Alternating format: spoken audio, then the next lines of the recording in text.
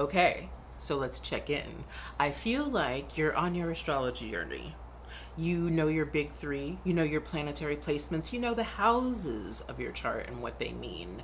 But you feel a little stuck as it pertains to understanding the aspects in your chart and how these planetary placements are interacting with each other. Yeah, I think that that is a very normative place to be. So let's talk about aspects and how these planets are interacting with each other to create a holistic picture of your charts.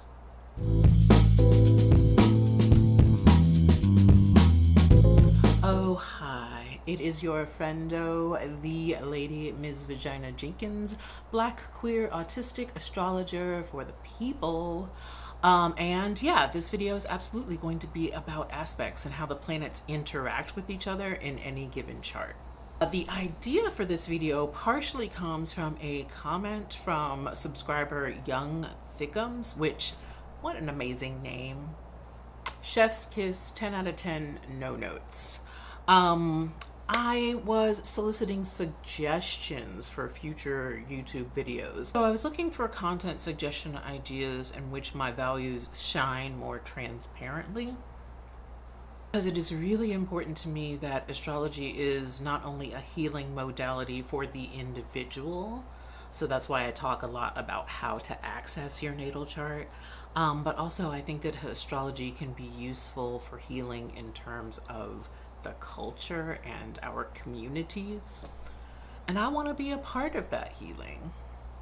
Anywho, a couple folks came through with some really good suggestions. I'm still considering them and whether or not I would like to pursue them.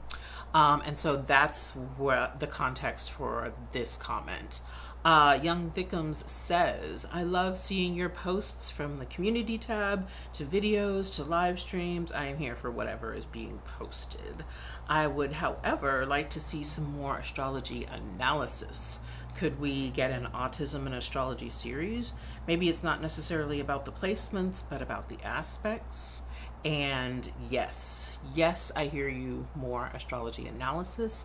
I don't think that I will pursue the autism and astrology series though. It feels complicated. So yeah, I just wanted to acknowledge that I got your comment, I considered it, and I'm keeping it under consideration. But the part about the analysis, yes. And I've got some great ideas about that in terms of analyzing the chart of Black and Indigenous activist ancestors through the lens of looking at their charts as a way to venerate and uplift them. Yes to that. And in order to do that, I want to start with aspects and understanding the way that planets interact with each other in any given chart. In this conversation about astrology aspects, I want to look at aspects through three kinds of lenses. One, I want us to understand the vibe. Two, I want us to understand the astrology. And three, I want us to understand the math. So three different ways of learning astrology aspect patterns. In order to talk about those three things, the vibe, the astrology, the math of it, I've got some visual aids. Everyone loves a good visual aid. And so yeah, this is where I'm gonna turn it over to looking at things on my computer. Right. So we have our handy dandy visual aids. Hopefully they are helpful and not harmful. We shall see. Comment below. So yeah, each one of those planetary placements in your chart, yes, you understand the energy of what Saturn is like and what the moon is like, but they could also be classified according to what element you find them in or what mode you find them in. You could also use gender to understand the planets and how they show up in your chart. That's not my particular jam as a non binary person, but to each their own. But yeah, you could find any of your planetary placements in any of the four following elements: fire, air, earth, water. They're usually color coded in a number of astrology charts, with fire being red, air being yellow, earth being green, water being blue. And generally speaking, this is like just to understand just a general picture. Each one of these elements have lots of nuance to them, but briefly I would say that fire energy is more passionate, more driven, sort of energy. And so if I were to say what the vibe of a fire placement would be like, I would say that it was like a dance party, a really happening loud raucous dance party, right? When I think about air as an element and any placement that might show up in an air sign. Oh, let me go back. The fire signs are Aries, Leo, Sagittarius. So if you have like Jupiter in Sagittarius, that is Jupiter and a fire placement, for example. You could also say uh, the planets might show up in air signs. And so when I think about air, I think about the idea of ideas, communications, how we use our ideas to connect with each other and conversations and that kind of thing. And so if I were to say what kind of vibe it would be a fun karaoke party, like still quite upbeat, but much more room for conversation, connection, that kind of thing. When I think about Earth, I definitely think about like mastering the energy of this physical plane. I think about groundedness. I think about experiences that I can experience with my five senses, you know, taste, smell, sight, touch, that kind of thing. Um, and I think of it as the vibe of like a cozy dinner party. The air signs, I forgot to say this, the air signs are Libra, Gemini, Aquarius, and the earth signs that are in that cozy dinner party are Taurus, Capricorn, Virgo. And then we come to water kind of energy. When I think about water energy, I think about the energy of connection via feeling, connection via intuition, spiritual sort of qualities. And if I were to name it as a particular vibe, a type of party, I would say this is more of a cuddle party. Nice, soft, demure, cutesy kind of vibe, right? So that's one way to understand all of your planetary placements. So a Jupiter in Pisces is going to be much different from a Jupiter in Aries, for example. So that's one way to understand any of those planetary placements that show up in your chart. Another way is via the modes. And the modes are the idea that, you know, one type of energy would be starter kind of energy, the boss kind of energy. And so if we're talking about a party, then cardinal signs would be the host, the person that came up with it, the person whose house it's at, the public face of the party, right? Fixed signs or fixed energy, I think of as the energy of the person who is committed and loyal to seeing a thing through to the end. And so I'm saying that if this is a party, fixed energy is the partier, the person that has that looking been looking forward to this party all week, that might even stay until the last minutes of the party and shut the party down. You know. And then the mutable signs are more about transitions, about adaptability, about going with the flow. So I'm calling that particular type of party attendant the viber. Yeah, I might show up if I feel like it. Oh, I came and I didn't really like the vibe. Or yeah, I came and I partied, but probably going to be the first one to go because I can sense that the vibe has changed and now we're going to the end of the party and I'm trying to go home or I'm trying to experience a different party, that kind of thing. So I'm calling that energy the viber. There are four of each.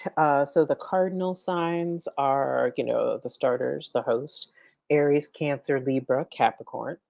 The fixed signs, the partier that is loyal and committed to the party is going to see that thing through and shut it down at the end of the night. Taurus, Leo, Scorpio, Aquarius.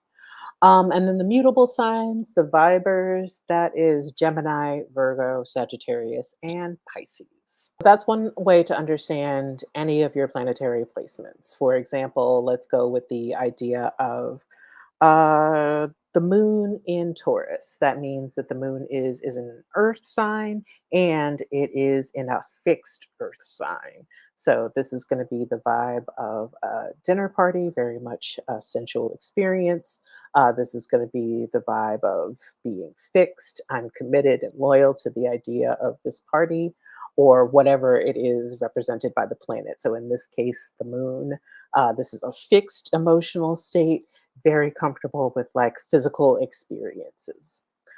So that's one way that you might want to look at your chart, making a list of all of your planetary placements and writing down, hey, this one's in a fire sign, this is in a cardinal sign, so that we can get to the next step of really, really looking at the aspects. But I wanted you to have this framework as a place to like look at the aspects from an astrological perspective. So I'm going to go through each one of the major aspects. I would say that there are six major astrology aspects, three positive, three challenging. Um, and I say challenging in quote marks because it really depends on the planetary placements. That's what I'm talking about with all of these aspects is like, where are the places that we find commonality and we can find some way of working together versus where there are places where there is no commonality and we can't figure out a way to work with each other. And what does that mean in terms of the ease or tension that is created between these planetary aspects? All right. So the first aspect that I want to look at and I want us to understand in a astrology sense, in a vibe sense, and in a mathematical sense is the conjunction. This is the first of three positive aspects. So the conjunction is basically two planets blending their energy because they're sitting directly next to each other like besties, you know? In terms of the astrology of it all, they are most often in the same mode and in the same element because they're sitting right next to each other, right? With some exceptions, we're not going to get into those exceptions right now just because I want you to understand the basics of this concept. But yeah, they are sitting next to each other, blending their energies. The vibe of it all is as if they were interested in the same party and having the same role at that party. So, yes, we are going to host a dance party together. Or, yes, so we are going to attend a dance party together and we're going to be the people on the dance floor all night long. We're going to shut down the dance floor. That kind of energy is what is sort of represented by a conjunction. In terms of the math of it all, um, because they're sitting directly next to each other and blending their energies, a conjunction, I would say, is anywhere between 0 to 10 degrees of separation. So one planet could be at like 6 degrees, the other one could be as far out as 16 degrees. Um, or the other way, imagine a planet sitting at 1 degree of Pisces, and then another planet blending its energy sitting at 28 degrees of Aquarius. In that case, they would not have the same mode and element, but for the most part, we're going to say that these are in the same sign, same house, that kind of thing. So yeah, they're blending their energies in terms of the math. If you were to take each planetary placement and draw a line from the planetary placement to the center of this 360-degree circle, you would create a slice of pie that was really, really small because it's max 10 degrees wide. So this is 10 degrees of the 360-degree circle, max.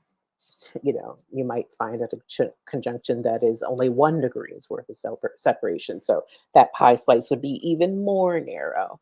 But yeah, this is what a conjunction will look like in your chart in terms of what it feels like astrologically. This is besties combining their energy, which could be for the positive or the negative.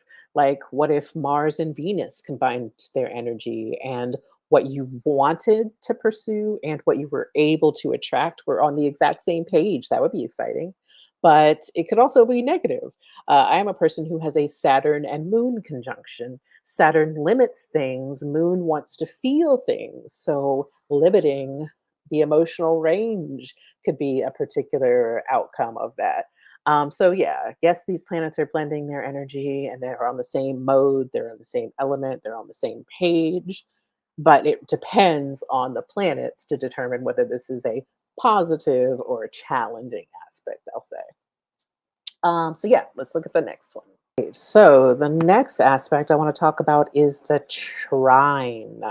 Let's start with the math of it all. Trine, three of something. So we could make three pie slices of this 360-degree circle. Three divided by, no, 360 divided by three is 120. That's how I got that number there. So yeah, each slice of the pie would be 120 degrees. These are planets that are sitting 120 degrees from each other. They consider it a positive aspect, so this is why there's a thick blue line connecting them. And what you will see on a chart is the thick blue line. You won't see this dotted line that is the pie slice. But I wanted to draw it in there so you understand the math of it all. Some people are going to be able to look at a chart and identify the aspects because of the lines, because of the pie shapes, or understanding, oh, that looks like that purple dot is about 120 degrees from this purple dot. Some people are going to need to look at it and understand the modes and the elements. So that's why I'm presenting it in these three different ways. So yeah, that's the math of it. It's two planetary placements 120 degrees from each other, dividing the 360-degree circle into three sections, trine. What the deal is astrologically is that they are going to be in the same element. They're both going to be fire signs, they're both going to be water signs, both air signs, both earth signs, but they will be in different modes. So if it's both fire signs, one could be fixed and the other one could be uh, cardinal fire sign, right?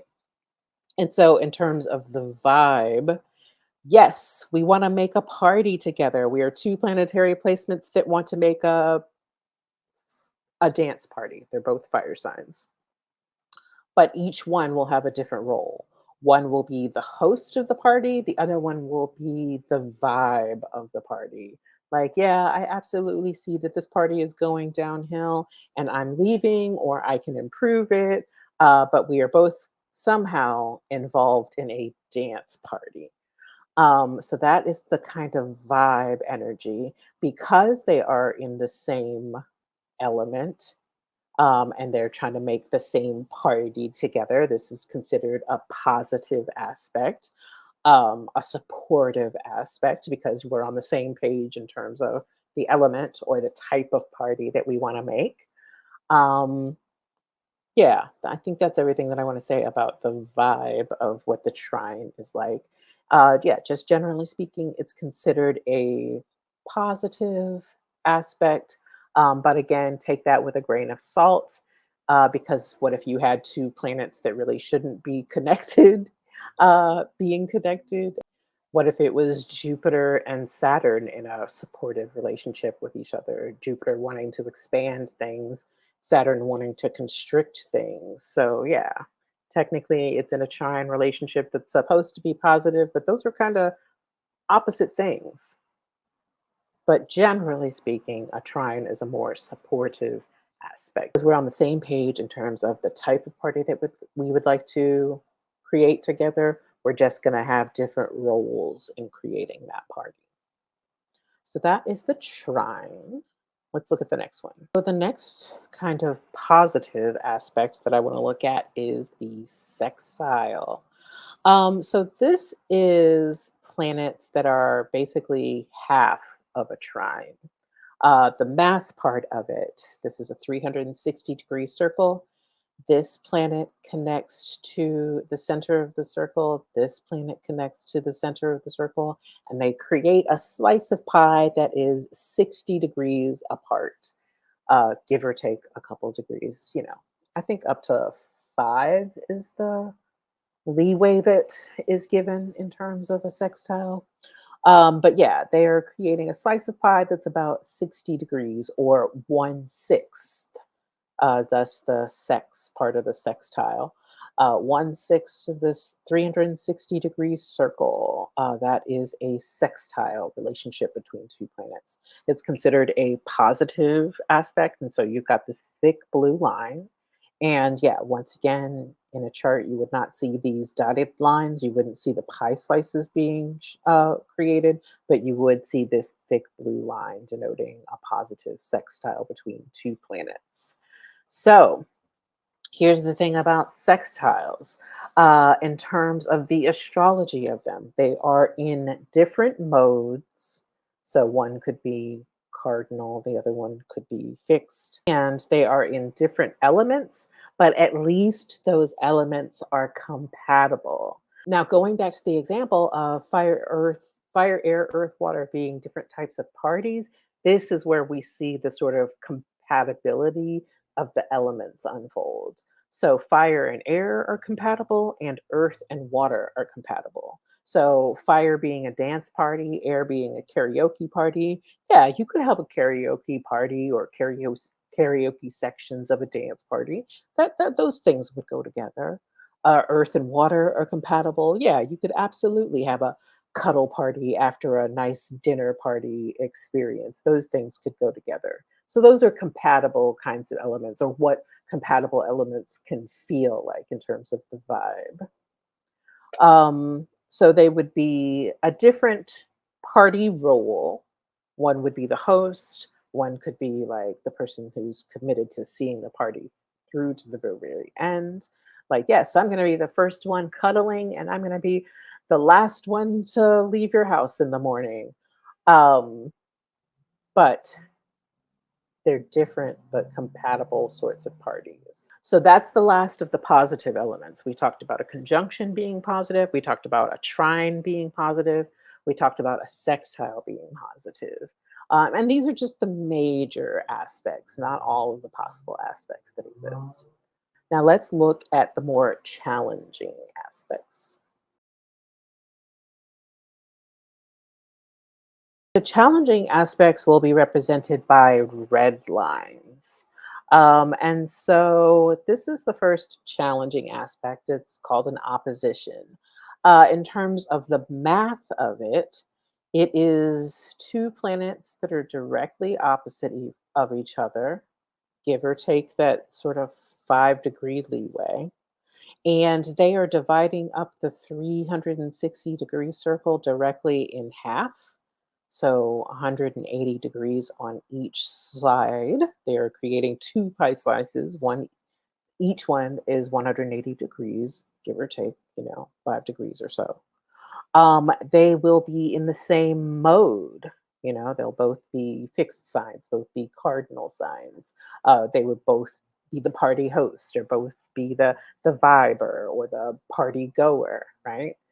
But they're going to be, once again, in different but still compatible elements. Another way to think of the opposition is as sister signs, two sides of the same coin. So this is kind of like, this could be an example, could be the relationship between Pisces and Virgo, both mutable signs, but they're in different elements. Virgo is earth, Pisces is water. These elements are different, but they are still compatible, earth and water going together. Or another example could be the sister signs Aries and Libra, both cardinal signs. Aries is fire, Libra is air, different elements, but they're compatible elements. And so, what this looks like in terms of the party metaphor and the vibe of the thing is that they would still have the same party role, but it would be different parties. So I'm vibe checking, but I'm more interested in going to a dinner party, Virgo. Yes, I'm also vibe checking, but I'm more interested in being at a cuddle party, or with the example of Aries and Libra. Yes, we are committed to hosting a party together. Okay, Aries, I want to host a dance party. Libra wants to host a karaoke party. How do we find the balance and put these two ideas together? In terms of working with an opposition and understanding it in your chart, I think the biggest thing is trying to find the balance because this is very much like the energy of a seesaw. It's a straight line. There's some place in the middle, there's some equilibrium that could be found that might be a way to strategize working with the opposition. So this is the a representation of the square aspect. Once again, you wouldn't see the dotted lines, like this is the planet A and a line to the center of this 360-degree circle, planet B and a line to the center of the circle. I wanted to show those dotted lines because I wanted to show you the shapes that are being made, and this is a kind of square or 90-degree angle. But what you would actually see on a chart is just this red line, red denoting that it's a challenging aspect. And yeah, you'll get a sense that, oh, these look like they are 90 degrees from each other. In terms of what the astrology of it is, they are in the same mode, so they would both be fixed signs, both be cardinal signs, both be mutable signs, but they would be in different incompatible elements. So this is the vibe of yes, we both want to host a party, and one being like, yes, I want to host a dinner party, and the other one being like, I want to host a dance party. How do we make that work? um, it's challenging in that it's a sense of tension that needs to be resolved in some kind of way. It's a sense of tension that you can't necessarily resolve by finding a place in the middle. Like, I don't know that you can find a place that is a dinner party combined with a dance party. In terms of working with the square, sometimes what I think about this is what is it like to feel the tension and what is it like to allow one side greater leeway sometimes and then allowing the other side of the square greater leeway sometimes. Like, I don't think that there's necessarily the we can combine forces and create a dinner dance party. But sometimes it can be a dinner party. Sometimes it can be a dance party, and understanding that nobody, not everybody gets what they want all of the time. The last thing that I'll say about the incompatible elements piece, so this would be the combination of fire with water and earth with air. Those are the incompatible elements. So this is the last aspect that I want to cover, and it's one that a lot of astrologers or astrology websites consider to be a minor aspect, and so it's not often talked about. It's actually one of my favorite aspects because it creates one of my favorite aspect patterns called the yod. But yeah, this is the quincunx, a challenging uh, planetary aspect made up of two planets that are 150 degrees apart from each other, also known as the inconjunct. So, if you will recall, an opposition is 180 degrees from each other. So, that would be dividing the circle exactly in half. This does not divide the circle exactly in half, it's almost half. And so, once again, you won't see this dotted line of this pie slice that is 150 degrees wide. But you will see a dotted line that is usually some color that is not red or blue. Um, my favorite website uses green. I saw another website use a gray dotted line. But either way, because it's considered a minor aspect, it's often a dotted line of some sort. And yeah, this is two planets that are 150 degrees away from each other in terms of the astrology. They are in a different mode and in different elements that are also incompatible. It is the worst case scenario of all of the challenging aspects. In terms of the vibe, yes, it is a different party role. One of them might be fixed and the other one is mutable. So one wants to be committed to seeing a party all the way through the end. The other one's like, I don't know, I'll check it out, see how the vibe is, how I feel. It's also in different incompatible elements. So one might be fire and then the other water. Like these elements don't even get along. There is no place of commonality. And that's what I'm talking about with all of these aspects. Is like, where are the places that we find commonality and we can find some way of working together versus where there are places where there is no commonality and we can't figure out a way to work with each other. And what does that mean in terms of the ease or tension that is created between these planetary aspects? So, yeah, this is different modes, different elements that are incompatible with each other. So, this is I want to be a host, I want to be a person that vibes. I want to have a dinner party and I want to have a big rager dance party. Like these things are completely incompatible. And in terms of strategizing, like how you might work with such an aspect, how do you work with the quincunx? Um, like I said, it's one of my favorite aspects because it is a place where you get the opportunity to experience tension, to notice the tension, hold it in your body, hold it in your experience, and understand that there is no commonality, that there is no common ground that can be found. And then how do you hold that tension? And what does it, what kind of action, what kind of what can you do with that tension? Um, I often think about the example, there's a different aspect for this, but like pulling a bow and arrow, you have to pull that bow back really, really hard and create some tension in order to launch yourself forward. And yeah, that's even though it's challenging and tension is really, really difficult to hold, in what ways can we launch ourselves forward in our healing when we allow tension to exist and honor those tensions? And that's why I think that the quincunx is a really special and important aspect, even though it's not talked about very much. So, yeah.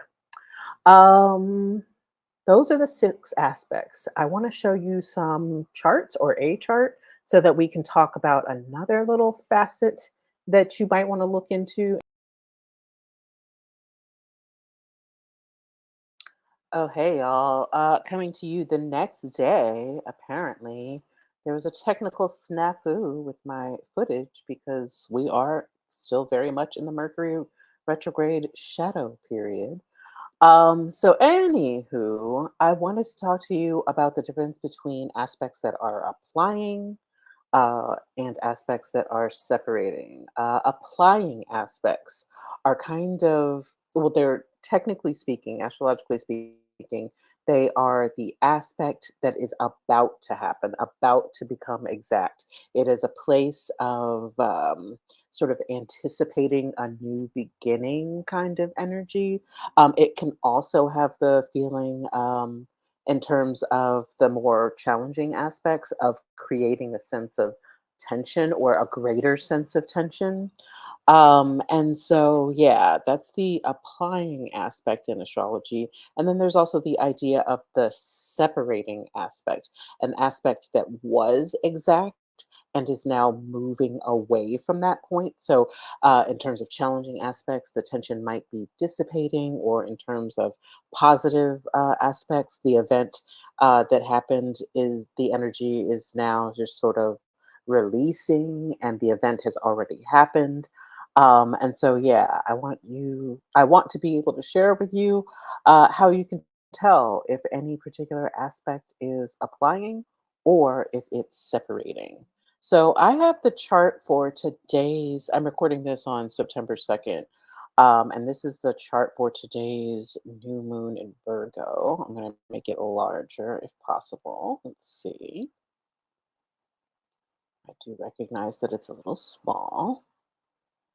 Um, and so the new moon is exact at 6:56 my time, Pacific time. Of course, your time may vary. Yes, I think that's as big as I can get that. And let's look at the moment of the new moon and see if there are any aspects to it. So here is the moon exactly conjunct the sun at 11 degrees 4 minutes. And when the moon is exactly conjunct the sun, that is what we refer to as a new moon or the time of the new moon. Um, and I see that, and this, you'll see this short little blue line between those little planetary aspects, and that's representing that conjunction, that mixing of energies. And if you look really, really closely, you'll see this little teeny slice of pie that's been created to reflect that connection, that conjunction. So that's one aspect that we already talked about. Um, and then I see this thick, heavy red line that is pointing to Saturn retrograde. That's what that little R is in Pisces. And so they are directly across from each other. This is representing an opposition. You can note that, yes, the new moon is at 11 degrees of Pisces, and this opposition to Saturn is at 16 degrees. So it's not exact, but it is within that 5 degrees of leeway that we talked about, right? Okay. So, how can I tell if this aspect is applying? It's referencing an event that is about to go exact, or if it's separating, referencing an event that has already happened. Well, one clue is that to be exact, these would both need to be at the same number. They would both need to be at 16 degrees or both at 11 degrees. That is not the case, but we know that the sun and moon are moving towards that direction. Tomorrow the sun will be at 12 degrees, the moon will have moved on. But yeah, it is moving in that direction. So that's one clue that we can know that this is an applying aspect, in that half of the planetary placements that are involved in the aspect are moving towards being exact at 16 degrees. The other thing that I would say in terms of assessing whether an aspect is applying or separating is looking to the fastest moving planet in the aspects that are being created. And so in this case, that is the moon. The moon changes sign every 2.5 days or so. Second place amongst all of these aspects would be the sun. And we know that the sun stays in one sign for about a month, about 30 days or so. And then the slowest moving planet in this aspect is Saturn. Saturn stays in one sign for about 2.5 years, right? So the fastest moving planet is definitely moving towards 16 degrees of Virgo. So that's another way that I know that this is an applying aspect. And the third way that I can know if this is an applying aspect is by using a website like this is a astro-seek.com. And I like it because it's got these little buttons where you can advance and rewind the chart. So I'm going to advance the chart by, let's do 6 hours and see where the moon ends up. If it goes towards, actually, I'm going to do 3 hours.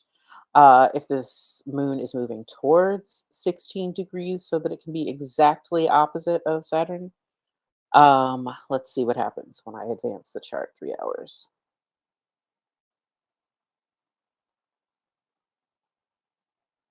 And now the moon is at 12 degrees. Yep, it's getting closer to 16. I'm going to advance it 3 more hours. And now the moon is at 14 degrees. So yeah, we can both see how quickly the moon is moving.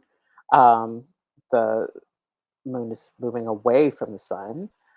That's also a separating aspect. It was exactly conjunct at 11 degrees, and now it's separating. It's an event that has already happened. It's a tension that could be easing, that kind of thing. So, yeah, this is a separating aspect from the sun, and it is still applying to Saturn. So it's not quite at 16 degrees yet. This is still anticipating, still building energy, still like the event is yet to come kind of vibes. I'm going to keep advancing 3 hours and see what happens. Moon is now at 15 degrees, almost exactly opposite 16. Keep going. Moon is now at 17 degrees. We just passed the exact point. So we just passed the exact point that the moon would be exactly opposite of Saturn. And so now this aspect is separating. So up until it hit 16 degrees, it was applying, waiting for the exact the event of the exact opposition at 16 degrees to Saturn. And now that it's at 17, it is a separating aspect. The energy is dissipating. And I want you to note this thick red line that's in the middle here and how it changes to reflect how the aspect pattern is changing. So another 3 hours. Let's see how that line changes. The moon's now at 18 degrees, and this line, this red line, is not a thick red line anymore. So that's another intuitive way to understand, oh, okay, this is energy that is not exact in some kind of way. You'll still need to rewind or advance the chart to understand what happened. Were they moving closer or further away from each other? But yeah, this energy is definitely dissipating now that the moon is at 18 degrees. Saturn is still at 16 degrees, and it will be for quite some time. And how could this be applicable to any chart that you are looking at?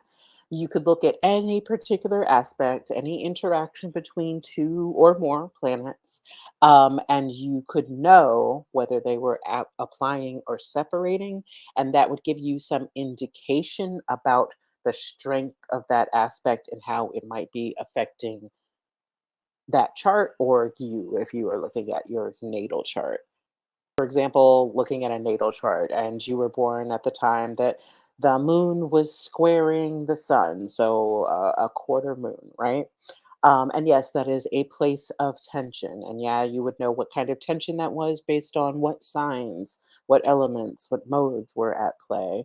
But as far as the applying and separating of it all, you would know, yes, there was tension being applied to this aspect. We were looking forward to the exact moment where the sun was exactly square the moon. And how do I carry that tension in my body? How do I recognize and honor that tension? And then where can I allow? Remember, we talked about how a square, sometimes you have to allow one aspect to have the sunlight and the other aspect to have the sunlight, and you just allow them to have their own things at their own time. That not there's not necessarily a place of finding the balance. But yeah, you were anticipating the event of them being exact. Versus if it was a separating aspect, you would know, hey, yes, that was a lot of tension, but hey, at least we weren't born during the moment where that tension was exact at its zenith, at its strongest energy. Yes, these are things that are separating, things that are dissipating, and things that are becoming more easeful. Um, so yeah, that is the sort of applying, separating aspect of it all. I hope that helped. Yeah. At this point, you know six different types of aspects. You understand the vibe, the astrology, and the math of each one of those six types of aspects. And you can figure out if an aspect is applying, creating tension, or separating, easing tension.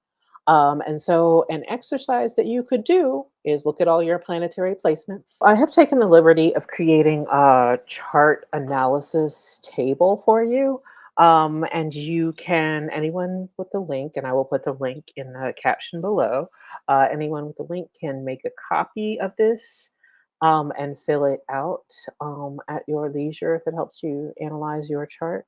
But basically, what you have going on is in the one column, you've got all of the potential placements, and they are arranged, by the way, in order of fastest to slowest moving. So the moon changing signs every 2.5 days, Mercury 3 weeks, the sun 1 month, Venus 5 weeks, so forth and so on. And you can note what sign your moon is in. So, for example, Leo. You can note what element that is. It's a fire. What mode that is, fixed. If there are any aspects, and this is where you might need to right click and add another row or so or anything like that. If you have lots of aspects to your moon, but you could say it's square Venus and trine the north node. No. And then you could look up each one of those. You could look up your chart in astro-seek.com, and I'll make sure that there are directions for this as well. And then you could advance your chart or rewind your chart by a day or two to see if this aspect is applying or separating. And that might help you in terms of your chart interpretation. So I'll make sure to put a link to this below if that is helpful. So, yeah, at this point, you should understand each one of the six aspects, the three positive, the three negatives. You should understand what commonalities they have and what differences they have. You should understand the kind of vibe that they bring to the table, as well as the math of each one of the aspects, and how to identify them in a circular natal chart. And the bonus part about understanding whether the aspect is applying, creating tension, or separating, easing tension. So, yeah, I hope this video helped. Let's go to the outro.